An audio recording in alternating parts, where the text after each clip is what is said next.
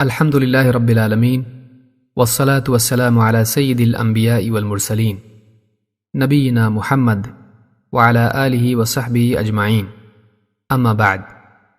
دروس رمضان باب 27 صدقۃ الفطر کی فضیلت و مقصد۔ رمضان کا مہینہ نہ صرف نماز روزہ جیسے بدنی اعمال و عبادات کا مہینہ ہے، بلکہ دوسروں پر خرچ کرنے اور ان کا فقر و فاقہ دور کر کے اجر و ثواب حاصل کرنے کا بھی مہینہ ہے۔ مالی عبادات میں ایک عبادت صدقہ فطر بھی ہے، اسے زکوٰۃ الفطر یا فطرہ بھی کہا جاتا ہے۔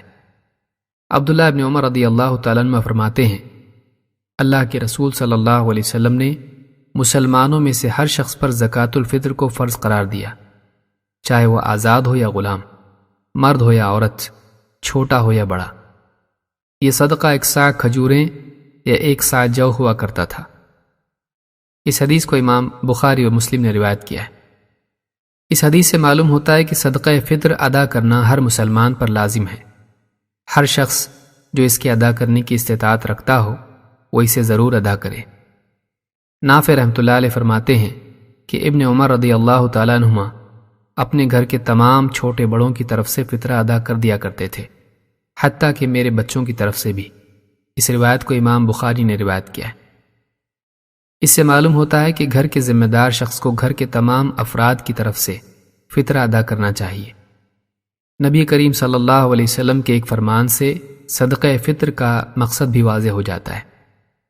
اللہ کے رسول صلی اللہ علیہ وسلم نے فرمایا، زکوٰۃ الفطر روزے دار کو لغو یعنی بے فائدہ چیزوں اور بے حیائی کے کاموں سے پاک کرنے اور مسکینوں کی بھوک مٹانے کے لیے مقرر کیا گیا ہے۔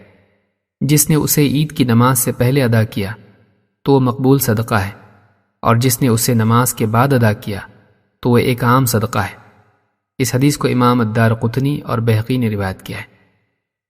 صدقہ فطر میں ایک طرف روزے میں ہونے والی کوتاہیوں کی بھرپائی ہے تو دوسری طرف غرباء و فقراء کی حاجت روائی بھی ہے۔ اس حدیث سے معلوم ہوتا ہے کہ زکوٰۃ الفطر کے 2 مقصد ہیں: 1 روزے میں ہونے والی کوتاہیوں کا کفارہ، 2 غرباء و فقراء کے کھانے کا انتظام، جس سے یہ بات بھی خود بخود واضح ہو جاتی ہے کہ زکوٰۃ الفطر کے واقعی حقدار وہ لوگ ہیں جو اپنے کھانے کے معاملے میں بھی محتاج ہو جائیں۔ اسلام میں فقراء و مساکین کا خیال رکھنے کی بہت تاکید آئی ہے۔ اللہ تعالیٰ نے فرمایا، ان تبدوا الصدقات فنعما ہی وَإِن تُخْفُوهَا وَتُؤْتُوهَا الْفُقَرَاءَ فَهُوَ خَيْرٌ لَكُمْ وَيُكَفِّرُ عَنْكُمْ مِنْ سَيِّئَاتِكُمْ وَاللَّهُ بِمَا تَعْمَلُونَ خَبِيرٌ۔ اگر تم صدقات ظاہر کر کے دو تو کیا ہی اچھی بات ہے، اور اگر تم فقراء کو یہ صدقات چھپا کر دو تو تمہارے لیے زیادہ بہتر ہے، اور ان صدقات کے سبب اللہ تعالیٰ تمہارے گناہوں کو بھی مٹا دے گا، اور اللہ تعالیٰ تمہارے اعمال سے باخبر ہے۔ سورۃ البقرہ آیت نمبر 27۔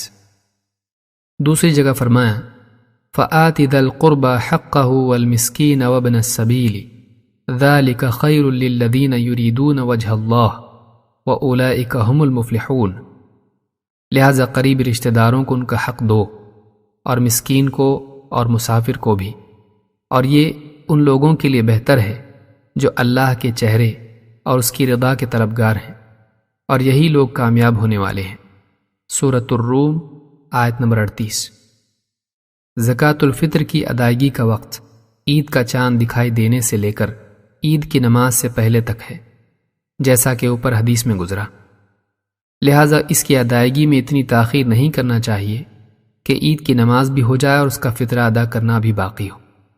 بہت سے لوگ عید کا چاند دکھائی دیتے ہی عید کی تیاریوں میں اس طرح کھو جاتے ہیں کہ اکثر صدقہ فطر کی ادائیگی ذہن سے نکل جاتی ہے۔ پھر عید کی نماز سے کچھ ہی دیر پہلے اور کبھی تو عید کے خطبے میں یاد آ جاتا ہے۔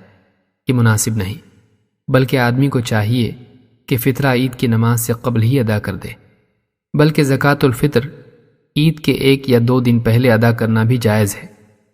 نافع رحمۃ اللہ علیہ فرماتے ہیں کہ ابن عمر رضی اللہ تعالیٰ عنہما عید سے 1 یا 2 دن قبل ان لوگوں کو فطرہ دے دیا کرتے جو اسے قبول کر لیتے۔ اس روایت کو امام البخاری نے روایت کیا ہے۔ صدقۃ الفطر میں طعام کی مختلف قسمیں مذکور ہیں جنہیں حدیث و فقہ کی کتابوں میں دیکھا جا سکتا ہے۔ اقول ھذا واستغفر اللہ لی ولکم۔